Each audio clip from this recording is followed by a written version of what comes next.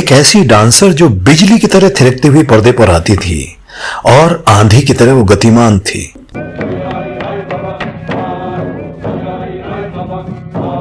उनके चेहरे पे एक अजीब सी चमक होती थी। उन्होंने उस दौर में फिल्मों में अपना नाम कमाया जब थिएटर को, नाटकों को, फिल्मों को अच्छी नजर से नहीं देखा जाता था। उनमें काम करने वाली महिलाओं को सम्मान की नजर से नहीं देखा जाता था।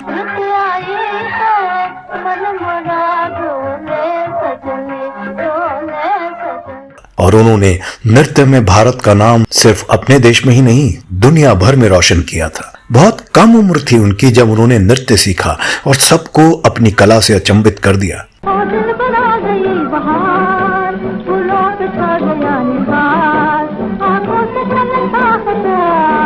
और कला जगत में बड़े बड़े दिग्गजों ने उनके तारीफों के कसीदे भी पढ़े थे। बड़ी ही अजीब सी दास्तां है इनकी। इन्होंने पहले तो जिद करके खुद स्कूल में एडमिशन लिया और फिर बाद में नृत्य संगीत के लिए अपनी पढ़ाई भी छोड़ दी। पढ़ाई में वो बहुत पीछे रह गई।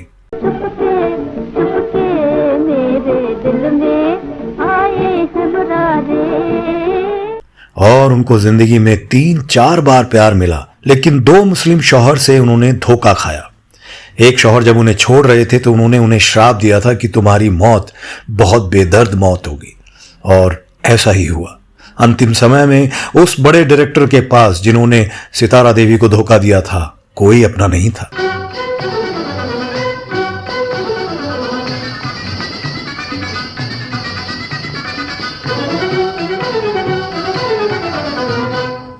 के घर ना जइयो, बैरन के घर ना जइयो, परदेसी बालमा। और आप सोच सकते हैं कि उन्होंने सरकार द्वारा दिए गए एक बहुत बड़े सम्मान, जिसे पद्म भूषण के नाम से पुकारा जाता है, उसे ठुकरा दिया। कहा कि मैं तो भारत रत्न की हकदार हूं। ये गम का फसाना है। कौन थी ये अदाकारा, कौन थी वो डांसर, क्या था उनका नाम, वो कहां से ताल्लुक रखती थी, और क्यों इतनी सक्सेसफुल होने के बावजूद भी उन्होंने अचानक फिल्मों को अलविदा कह दिया और भारतीय शास्त्रीय नृत्य को देश विदेश में प्रचार करने के लिए अपना पूरा जीवन समर्पित कर दिया। जानेंगे सब कुछ इनके बारे में। बने रहिए आप हमारे साथ हमारे प्रोग्राम बॉलीवुड इतिहास में।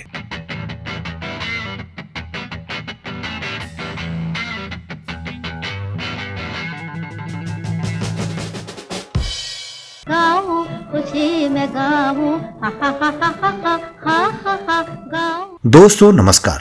आज के इस वीडियो में हम चर्चा करने जा रहे हैं एक ऐसी महान नृत्यांगना की जिन्हें नृत्य कला जगत में एक लेजेंड का दर्जा हासिल है। वो थी भारतीय फिल्मों की पहली dancing queen, bold and beautiful Sitara देवी।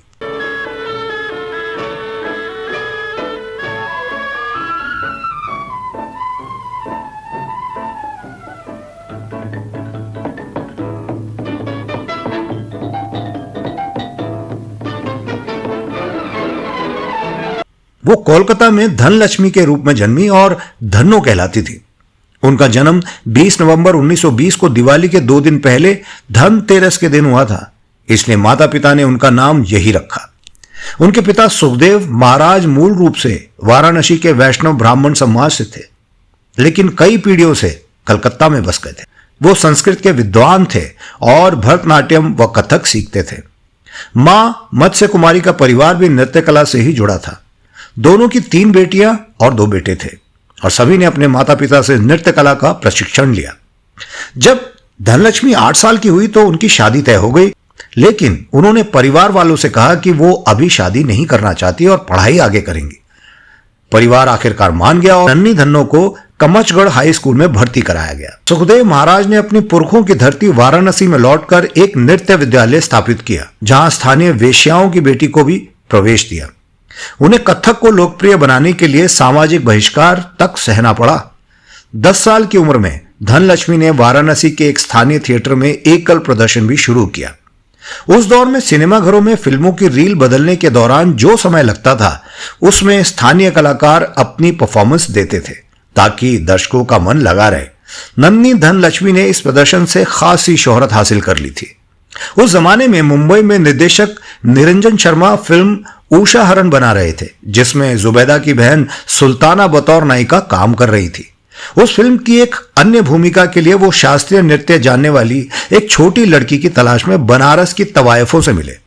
तवायफ खानदान की हुई मशहूर गायिका सिद्धेश्वरी देवी की सलाह पर निरंजन शर्मा धन्नो के पिता सुखदेव महाराज से भी मिले। निरंजन शर्मा ने धन्नो को संगीत विद्यालय व सिनेमा थिएटर में नृत्य करते देखा और फिल्म उषा किरण की उस भूमिका में उतारने का मन बना लिया। धन्नो महज 13 साल की उम्र में साल 1933 और 34 में मुंबई पहुंच गई। उनके साथ साथ उनका पूरा परिवार भी मुंबई आ गया। मुंबई पहुंचने के बाद उन्होंने सर सीजे हॉल में सार्वजनिक प्रदर्शन की शुरुआत की। बाद में उन्होंने एक निजी शाही महल अतिया बेगम पैलेस में टैगोर, सरोजिनी नायडू और सर कोवासजी जहांगीर सहित कई चुनिंदा दर्शकों के सामने कथक का प्रदर्शन भी किया। टैगोर ने सार्वजनिक रूप से उन्हें शॉल और 50 रुपए का उपहार देकर सम्मानित किया। तब टैगोर ने उन्हें नृत्य सामग्री कहकर सम्मानित किया।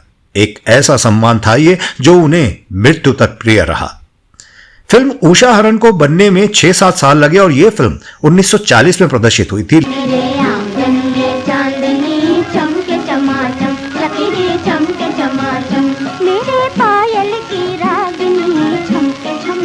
लेकिन तब तक धन्नो को कई और फिल्मों में काम मिल गया। मुंबई पहुंचते ही उन्हें वसंत मूवीटोन की साल 1934 में रिलीज हुई फिल्म वसंत सेना भी मिल गई। उसी साल रिलीज हुई सागर मूवीटोन की अनोखी मोहब्बत, शहर का जादू भी मिली उन्हें, जिनमें उनके नृत्य को काफी सराहना मिली। शहर का जादू मोतीलाल की पहली फिल्म थी जिसमें उनकी बड़ी बहन तारा देवी ने भी अभिनय किया था। फिल्मों में अभिनय करने के लिए उन्होंने अपनी बहन के नाम से मिलता जुलता नाम रख लिया, सितारा। बतौर अभिनेत्री उन्हें पहला मौका मिला था सागर मूवीटोन की साल 1935 में बनी फिल्म जजमेंट ऑफ अल्लाह उर्फ अल हिलाल में, जो महबूब खान की बतौर निर्देशक पहली फिल्म थी। साल 1936 की केएल सहगल वाली फिल्म देवदास में भी सितारा देवी ने मनोरमा के रोल में जोरदार नृत्य प्रदर्शित किया था। मैं एक औरत हूँ और तुम्हारी सहेली हूँ, लेकिन वो एक गैर मर्द। पार्वती, तो क्या तुम मुझसे ये कहोगी कि मुझे अपने चरणों में जगह दो? हाँ, बिल्कुल यही बात। और अगर उसने ठुकरा दिया तो फिर क्या होगा मनोरमा? उसी साल सागर मूवीटोन की नजर का शिकार, गोल्डन ईगल मूवीटोन की प्रेम बंधन और ताज प्रोडक्शन की फिल्म जन मुरीद में सितारा देवी ने दर्शकों पर अपने नृत्य और अभिनय से जादू बिखेरा था।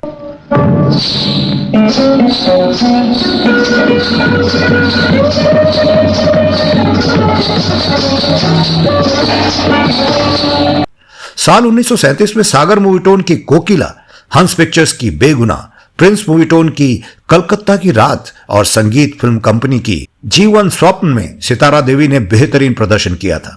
उनका नृत्य जीवन ऊर्जा से भरा होता था। उन्होंने अपने पिता द्वारा एकत्र किए गए विषयों, कविताओं और नृत्य कला के खजाने से अपनी खुद की आला शैली की नृत्य कला विकसित की। वो लगातार लोकप्रियता की नई ऊंचाइयां चढ़ रही थी। फिर साल 1938 में जनरल फिल्म्स की बागबान और रंजीत मूवीटोन की प्रोफेसर वुमेन MMC जैसी फिल्मों में अहम भूमिकाएं निभाने के बाद साल 1938 में उन्हें एक बार फिर से महबूब खान के निर्देशन में काम करने का मौका मिला। सागर मूवीटोन की फिल्म थी ये, जिसका नाम था वतन।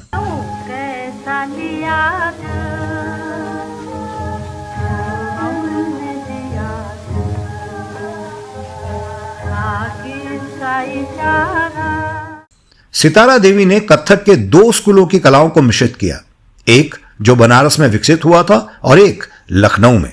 उनके नृत्य में नाज, नखरे और नजाकत तीनों का मिश्रण था। साल 1939 में सितारा देवी ने रंजीत मूवीटोन की नदी किनारे, सुप्रीम पिक्चर्स की मेरी आंखें और जनरल फिल्म्स की पति पत्नी में मुख्य भूमिका निभाई। 1940 में वो रंजीत मूवीटोन की आज का हिंदुस्तान, अछूत, होली, पागल, नेशनल स्टूडियोज की पूजा, पॉपुलर फिल्म्स की हैवान और न्यू थिएटर्स कोलकाता की फिल्म जिंदगी में अहम भूमिकाओं में वो नजर आई हैं। अछूत में सितारा देवी ने कांतिलाल और वासंती के साथ मिलकर प्यारेलाल संतोषी का लिखा भजन भी गाया था।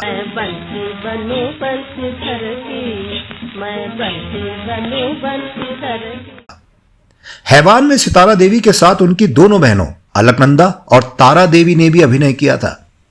40 के दशक की शुरुआत में सितारा देवी 1941 में रिलीज सिरको प्रोडक्शन की फिल्म स्वामी में और 1942 में रंजीत बुइटोन की फिल्म धीरज और देशमुख में बतौर नायिका भी नजर आई।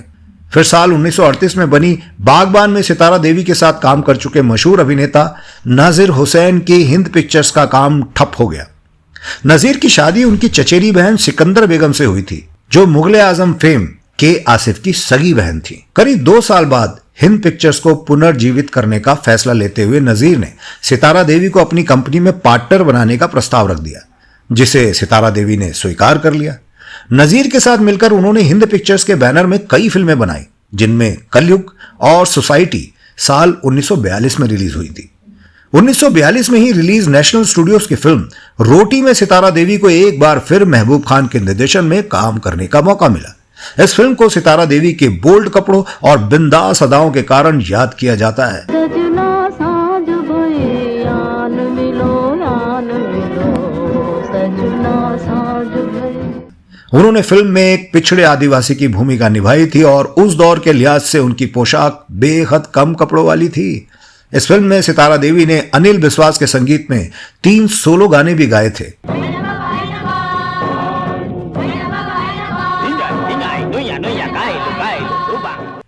फिर साल 1943 में सितारा देवी एक बार फिर से रंजीत बुइटोन की फिल्म अंधेरा में नजर आई। फिल्म अंधेरा में सितारा देवी ने ज्ञान दत्त के संगीत में एक सोलो, केसी डे के साथ एक और अरुण के साथ 2 युगल गीत गाए थे।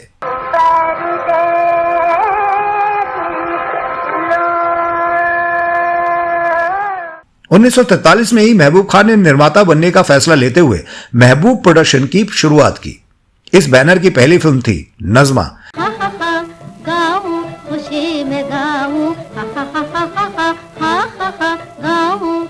जिसमें सितारा के सह कलाकार थे अशोक कुमार, वीना, मिज्जन कुमार और याकूब। रफीक गजनवी के संगीत में सितारा देवी ने इस फिल्म में एक सोलो, पारुल घोष के साथ एक और अशोक कुमार के साथ 2 युगल गीत गाए थे। हौले हौले उल्फत में रखना कदम कदम। 1943 में सितारा देवी और नजीर ने आबरू, छेड़छाड़ और सलमा बनाई थी। इन सभी फिल्मों में सितारा देवी ही नायिका थी। कलयुग, सोसाइटी, आबरू और छेड़छाड़ में सितारा देवी के नायक भी नजीर ही थे। उधर 1943 में ही सिल्वर फिल्म्स की नजीर के निर्देशन में बनी फिल्म भलाई में सितारा देवी पृथ्वीराज कपूर की नायिका बनी। नजीर और सितारा देवी ने इसी दौरान शादी कर ली। हालांकि सितारा देवी ने कभी इस रिश्ते को सार्वजनिक तौर पर स्वीकार नहीं किया। सितारा देवी ने इसके पहले भी किसी मिस्टर देसाई से शादी की थी, जिनके बारे में ज्यादा जानकारी नहीं है। नजीर और सितारा देवी के संबंध जल्दी ही खराब होने लगे। सितारा देवी के मुताबिक हिंद पिक्चर्स में जमकर काम करवाने के बावजूद नजीर ने उन्हें एक पैसा भी नहीं दिया। उधर उनके चचेरे भाई साले व तीसरे रिश्ते से भांजे के आसिफ ने सितारा देवी से मेल जोल बढ़ाना शुरू कर दिया। नजीर को उनका रोज रोज स्टूडियो में चले आना पसंद नहीं था, इसलिए उन्होंने आसिफ के लिए दादर टीटी में दर्जी की दुकान भी खुलवा दी थी। लेकिन आसिफ ने भी फिल्म निर्देशन में हाथ आजमाया और अपनी पहली फिल्म फूल में सितारा देवी को शामिल कर लिया। इस बारे में हम आगे चर्चा करेंगे। साल 1944 में सितारा ने प्रभात फिल्म्स कंपनी की फिल्म चांद में अभिनय किया था। इस फिल्म में 2 सोलो गाने भी गाए।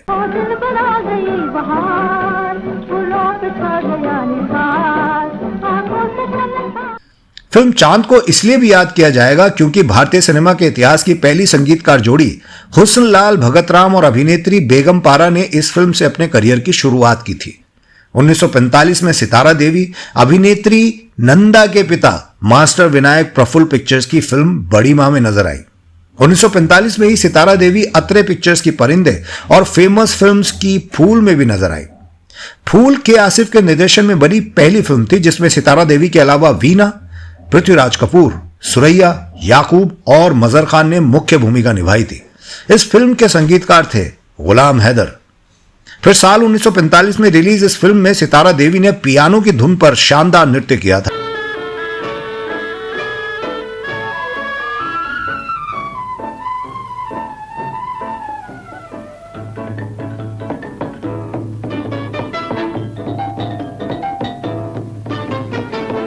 कुछ समीक्षकों का मानना है कि आसिफ ने सितारा देवी को सिर्फ इसलिए अपनी तरफ आकर्षित किया ताकि उनकी बहन सिकंदर बेगम का घर बच सके, जो नजीर की पत्नी थी।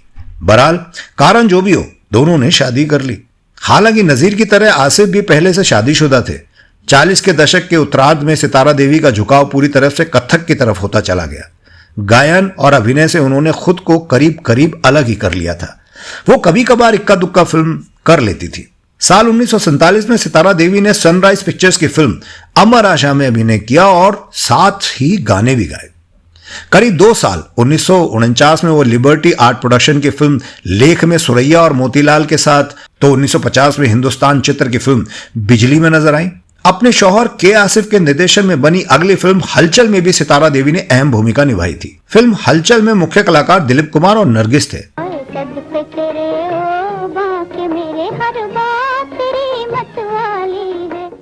फिल्म के गाने में उन्होंने बैले शैली के एक सीक्वेंस को बेहतरीन ढंग से खींचा है। इस फिल्म में सितारा देवी के लिए प्लेबैक लता मंगेशकर ने दिया था। साल 1957 में रिलीज चेतन आनंद की जयदेव द्वारा संगीतबद्ध अंजलि सितारा देवी के बतौर अभिनेत्री आखिरी फिल्म थी।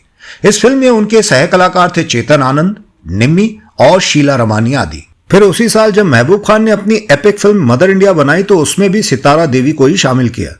फिल्म के गीत होली आई रे कन्हाई रंग छलके, उसमें कुमकुम के साथ नृत्य करती वो नजर आई हैं।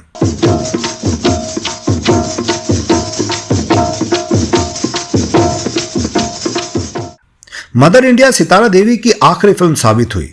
इसके बाद उन्होंने खुद को पूरी तरह से नृत्य साधना में डुबो दिया। दुनिया के कई देशों में उन्होंने कथक के कार्यक्रम पेश किए। के आसिफ और उनके बीच काफी पहले से दूरियां पैदा हो चुकी थी, जिसकी वजहों का खुलासा करते हुए सितारा देवी ने एक बार बताया था, वैसे तो के आसिफ बेहद ही शरीफ, ज़हीन और तरक्की पसंद इंसान थे। मेरा ख्याल भी पूरा रखते थे, लेकिन जिस बात को मैं बर्दाश्त नहीं कर पाई थी वो थी उनकी रंगीन मिजाजी। हमारी शादी के 2-3 साल बाद ही उन्होंने लाहौर जाकर एक और शादी कर ली थी। 1950 के दशक में मुगले आजम शुरू की तो उस फिल्म में एक अहम भूमिका निभा रही निगार सुल्ताना से भी उन्होंने आंखें चार कर ली और तीसरी शादी कर डाली। मजबूरन कानूनी तौर पर उनकी पत्नी होते हुए भी मुझे उनसे अलग होना पड़ा। साल 1958 में कार्यक्रम के सिलसिले में पूर्वी अफ्रीका के दार सलाम शहर गई थी, जहां कई गुजराती परिवार बसे हुए थे। उनके ठहरने का इंतजाम भी एक गुजराती परिवार में ही था। उस परिवार के प्रताप बारोट के साथ हुई सितारा देवी की दोस्ती कुछ समय बाद शादी में बदल गई।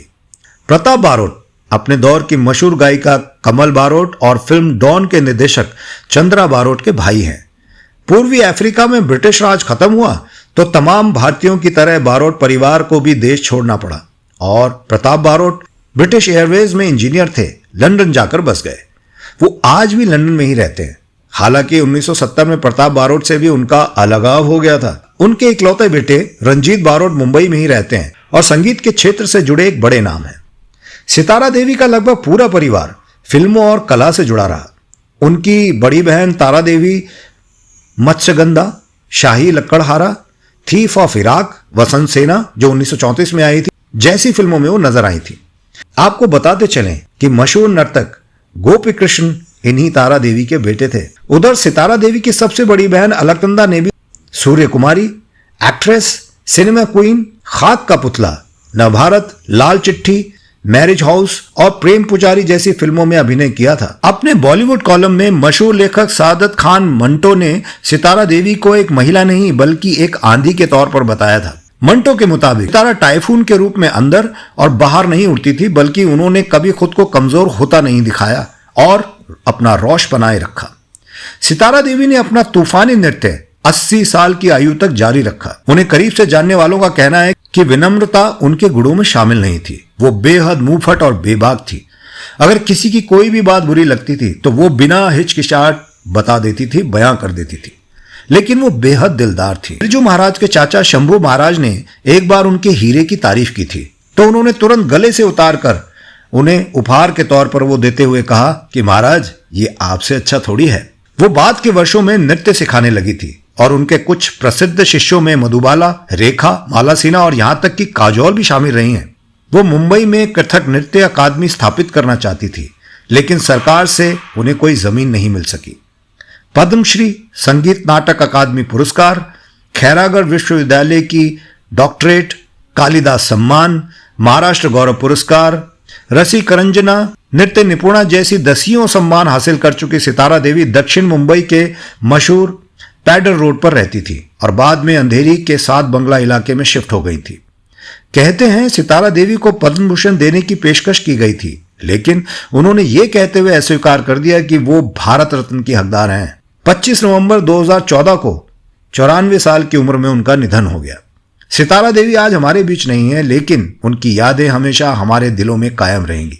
तो दोस्तों, हमें उम्मीद है आज का ये वीडियो आपको अच्छा लगा होगा। कमेंट बॉक्स में अवश्य बताएं। अगर आपके पास सितारा देवी से जुड़ी कोई और जानकारी है तो वो हमसे जरूर साझा करें। चलते चलते एक बात और, अगर आप रेट्रो फिल्मी किस्सों और पर्दे के पीछे की कहानियों के शौकीन हैं तो हमारे एक और चैनल OSM बॉलीवुड पर अवश्य जाएं। अब दीजिए अपने होस्ट, अपने दोस्त अफजल खान को इजाजत। टेक केयर, बाय बाय, नमस्कार।